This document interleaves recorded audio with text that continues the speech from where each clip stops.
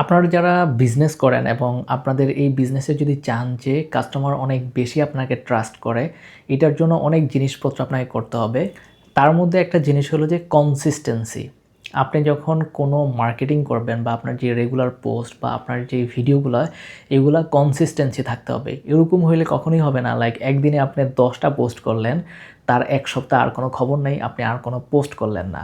আপনি যদি ডেইলি একটা করে পোস্ট করেন তাহলে আপনাকে কন্টিনিউয়াসলি ওই একটা পোস্ট আপনাকে রেগুলার বেসিস মেনটেন করে যেতে হবে।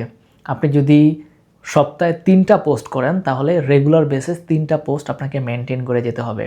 আপনি যখন এই কনসিস্টেন্সিটা আপনি মেনটেন করতে পারবেন, কাস্টমার তখন বারবার যখন এই সেম সিনারিও দেখতে থাকবে, তখনই কিন্তু আল্টিমেটলি ট্রাস্ট তৈরি হবে।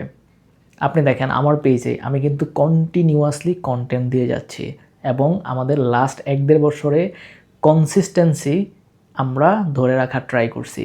খুব কম সিনারি দেখবেন আপনি যে আমাদের কোনো একদিন বা ২ দিন আমরা পোস্ট দেই নাই।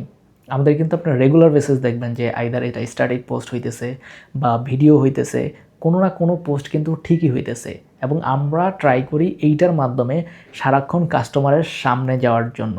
সো আপনি যখন এই কনসিস্টেন্সি রাখবেন, আপনার ব্র্যান্ডটা মানুষের প্রতি অনেক বেশি আস্থার জায়গা তৈরি করে নেবে।